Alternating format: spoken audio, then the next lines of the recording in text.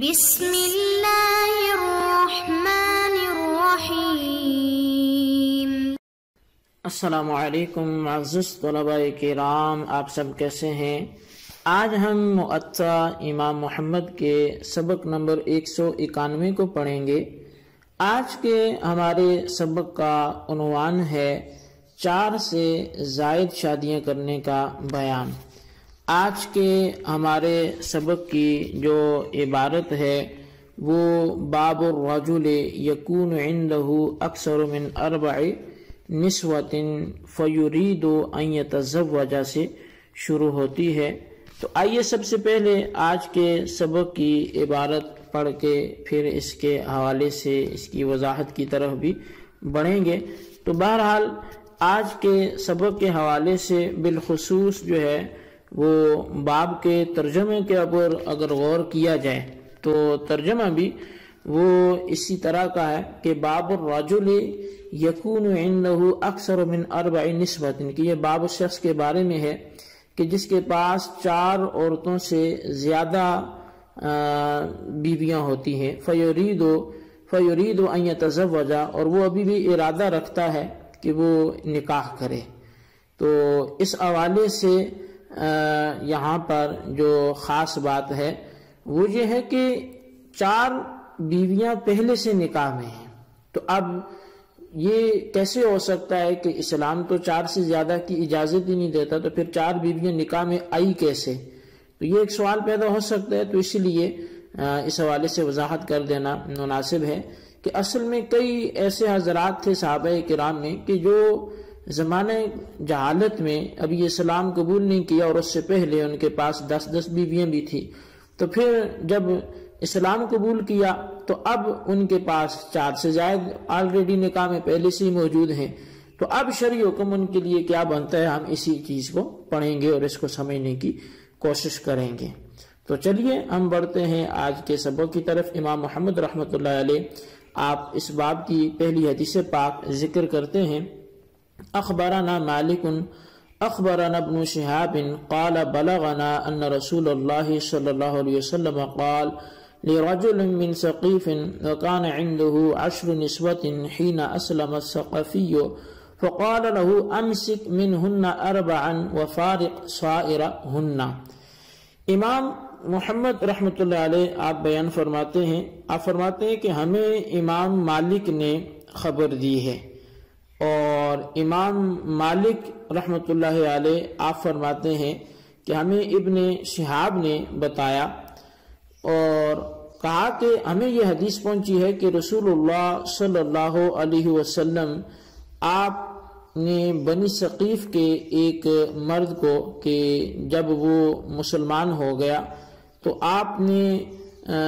اس کے اسلام لانے سے قبل، چونکہ اس کے نکاح میں 10 بیویاں تھیں، تو آپ علیہ السلام نے اس شخص سے اس کے مسلمان ہو جانے کے بعد فرمایا کہ ان 10 عورتوں میں سے 4 عورتوں کو رکھ لو اور بقیہ کو جدا کر دو۔ تو اب یہ حدیث پاک تھی، جبکہ اس حدیث پاک کے بعد امام محمد رحمۃ اللہ علیہ مذہب احناف کو لکھتے ہیں اور بتاتے ہیں کہ احناف کے ہاں شرعی حکم کیا ہے۔ تو فرمایا کہ قال محمد وبهذا نأخذ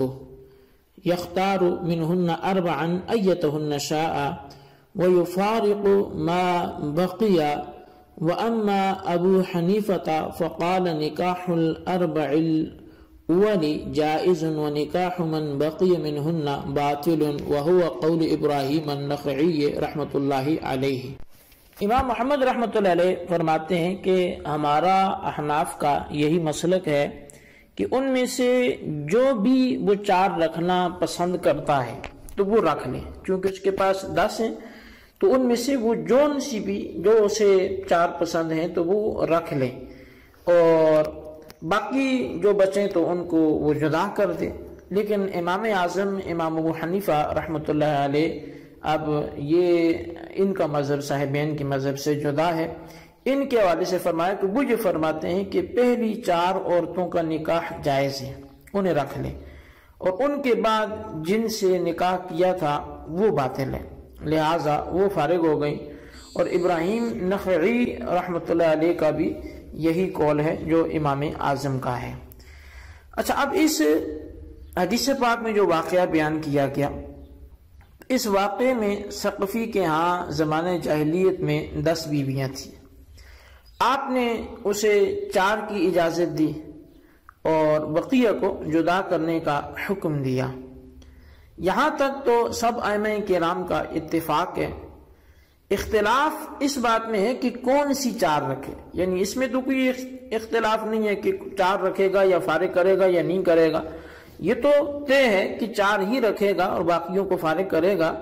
لیکن کون سی 4 رکھے اور کن کو فارغ کر دے اس میں اختلاف ہے۔ امام محمد رحمۃ اللہ علیہ آپ فرماتے ہیں کہ اس کا اختیار 4 رکھنے یا نہ رکھنے کا یہ شوہر کو ہے، وہ کوئی بھی 4 رکھ کر دوسری عورتوں کو فارغ کر سکتا ہے۔ لیکن امام اعظم امام ابو حنیفہ اور امام نخعی رحمۃ اللہ علیہ آپ فرماتے ہیں کہ یہاں ترتیب کو مد نظر رکھا جائے گا، لہذا جن عورتوں سے اس نے پہلے شادی کی ہوئی تھی پھر ان کے بعد 6 اور نکاح میں آئی تو پہلی 4 عورتیں تو وہ رکھے گا اور دوسری جو 6 عورتیں اس کے بعد کی ہیں ان کو وہ فارغ کر دے۔ حضرت ابراہیم نخعی بھی یہی فرماتے ہیں۔ امام اعظم امام ابو حنیفہ رضی اللہ تعالیٰ عنہ یہ اس بنیاد پر فرماتے ہیں کہ اسلام نے جب دور جاہلیت میں کیے گئے 4 نکاح بدستور قائم رکھنے کی اجازت دے دی ہے اور بقیہ کو باطل کر دیا ہے، تو اس لیے پہلے 4 نکاح ہی وہ ترتیب سے باقی رہیں گے، بقیہ کا ابطال باطل ہونا یہ ظہور اسلام کے بعد ہوگا۔ اس لیے یوں سمجھا جائے کہ 6 عورتوں سے نکاح اس نے اسلام لانے کے بعد کیے اور وہ باطل شمار ہو گئے کہ اسلام چونکہ 6 عورتوں کی بعد میں اجازت نہیں دیتا جب 4 پہلے موجود ہوئے کی بھی مزید اجازت نہیں ہے۔ تو بہرحال قرآن کریم میں بھی چونکہ آیت مذکور ہے نا کہ فَانكِحُوا مَا طَابَ لَكُم مِّنَ النِّسَاءِ مَثْنَىٰ وَثُلَاثَ وَرُبَاعَ، کہ تم اچھی اور من پسند عورتوں سے نکاح کر دو 2 اور 3 اور 4۔ تو اب اس آیت کریمہ سے بعض لوگوں نے غلط استدلال کیا کہ احناف کے استدلال بھی اسی سے ہے کہ آخری 4 کی یاد ہے، جبکہ بعض لوگوں نے غلط استدلال اس طرح کیا کہ وہ کہتے ہیں جی کہ نہیں، یہاں 9 عورتیں اس سے ثابت ہوتی ہیں کہ 9 سے ایک وقت نکاح ہو سکتا ہے، یعنی 2 اور 3 اور 4، یعنی 1 2 ہے پھر 3 ہے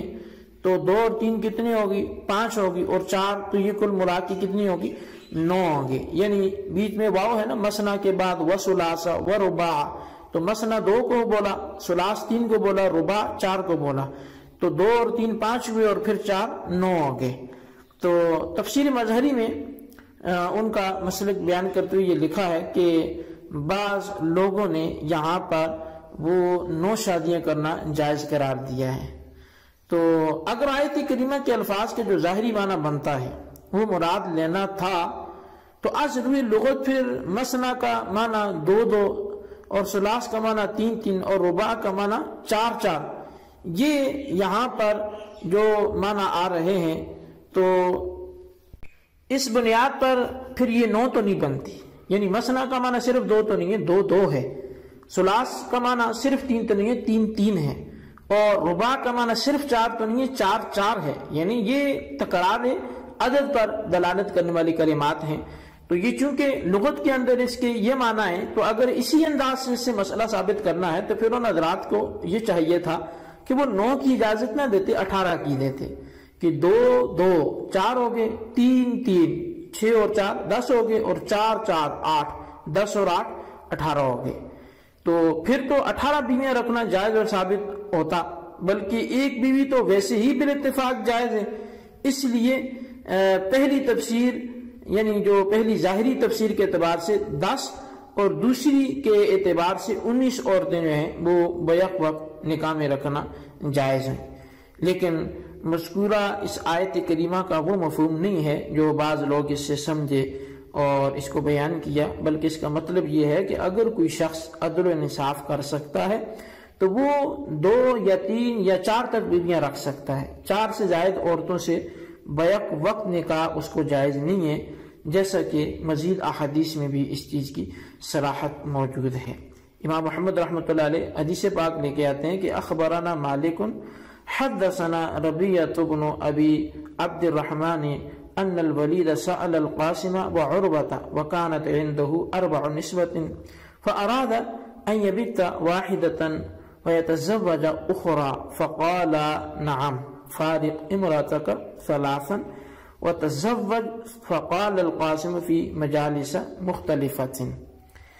یہاں امام محمد رحمۃ اللہ علیہ حدیث پاک ذکر کرتے ہیں کہ ہمیں امام مالک نے خبر دی ہے، اور وہ فرماتے ہیں کہ ہمیں ربیہ بن ابو عبد الرحمن نے بتایا کہ ولید نے قاسم اور عروہ سے دریافت کیا، جبکہ اس کے پاس 4 عورتیں تھیں، تو اس نے ارادہ کیا کہ ایک کو فارغ کر کے کسی اور سے شادی کریں۔ دونوں نے کہا ہاں ٹھیک ہے کر سکتے ہو، اپنی کسی ایک بیوی کو 3 طلاقیں دے دو اور دے کر اسے فارغ کر دو اور پھر چوتھی سے شادی کر لو۔ قاسم نے کہا کہ 3 طلاقیں 3 مختلف مجلسوں میں ہونی چاہیے۔ اب یہ حدیث پاک ذکر ہوئی تو امام محمد اب اس پر مذہب حناف کو مزید واضح کرتے ہوئے لکھتے ہیں قال محمد لا يعجبنا ان يتزوج 5 وان بت طلاق احداهن حتى تنقضي عدتها لا يعجبنا ان يكون معه في رحم 5 نسوة حرائر وهو قول ابی حنیفہ رحمۃ اللہ علیہ والعامة من فقہائنا۔ امام محمد نے یہاں ایک باریک سے مسئلے کی طرف اشارہ کیا ہے، فرمایا کہ ہم یہ پسند نہیں کرتے کہ کوئی شخص پہلے سے موجود 4 بیویوں میں سے ایک کو اگرچہ طلاق دے چکا، اب اس کے پاس بیویاں 3 ہیں، وہ اب اس کی عدت میں 5ویں سے نکاح کرے، ہم یہ بھی پسند نہیں کرتے، اور نہ ہی ہمیں یہ پسند ہے کہ اس آدمی کا نطفہ آزاد عورتوں کے رحم میں جو 5 کی تعداد ہے ان 5 عورتوں کے رحم میں اس کا نطفہ قرار پکڑے۔ اور یہ ناپسند کرنے والا قول صرف صاحبین کا نہیں ہے، بلکہ فرمایا یہی قول امام اعظم کا اور ہمارے عام فقہائے کرام کا بھی یہی کہنا ہے۔ تو اب اس روایت کی وضاحت وہ کچھ اس طرح ہے کہ جب ولید نامی شخص نے حضرت قاسم اور حضرت عروہ سے پوچھا کہ میں 4 بیویوں کا خاوند ہوں اور اب ایک اور شادی کرنا چاہتا ہوں، اور میرا پروگرام یہ ہے کہ ایک کو فارغ کر دوں پھر نئی شادی کر لوں، آپ اس بارے میں کیا فرماتے ہیں؟ تو دونوں حضرات کا جواب وہ تھوڑا سا مختلف تھا۔ پہلے نے یہ کہا کہ ایک بیوی کو 3 طلاقیں دے دو، پھر اس کی عدت میں ہی اگر چاہو تو نیا نکاح کر سکتے ہو۔ حضرت قاسم نے کہا کہ 3 طلاقیں 3 مختلف مجلسوں میں دو پھر نکاح کر لو۔ ان کا خیال یہ تھا کہ جب 3 طلاقیں 3 مختلف مجالس میں ہوں گی تو عورت مغلظہ ہو جائے گی، اب وہ بغیر حلالہ اس کے پاس نہیں آ سکتی، اس لیے اب 5ویں کے ساتھ نکاح کرنا یہ درست ہے، خواہ چوتھی کی ابھی عدت پوری نہ ہوئی ہو۔ اس معاملے کے ذکر کرنے کے بعد امام محمد رحمۃ اللہ علیہ آپ فرماتے ہیں کہ 5ویں عورت سے نکاح اس وقت تک جائز نہیں ہے جب تک کہ چوتھی عورت کی عدت مکمل نہ ہو جائے، خواہ وہ بائنہ ہو یا مغلظہ ہو۔ اگر کوئی شخص چوتھی عورت کی عدت میں 5ویں سے شادی کر لیتا ہے تو یہ بیک وقت 5 آزاد عورتوں کے شکم میں اپنا نطفہ ٹھہرانا ہے۔ اس مسئلے کے احناف کی چونکہ احادیث سے باقاعدہ اس کا ثبوت ملتا ہے، تو لہٰذا یہ انداز جو ہے 5 عورتوں کے رحم میں اس کا نطفہ بیک وقت ہو، یہ اس کے پاس موقع آئے، یہ موقع بھی آنا درست نہیں ہے۔ تو بہرحال مسئلے کے احناف کو آپ نے اچھی طرح سمجھا، اس کو وضاحت سے آپ سمجھیں اور اس کی خلاصے کو اپنے رجسٹر پر ضرور لکھیں۔ اللہ تبارک و تعالیٰ سے دعا ہے جو ہم نے پڑھا سنا اسے یاد رکھنے کی توفیق نصیب فرمائے، آمین بجاہ النبی الامین صلی اللہ علیہ وسلم۔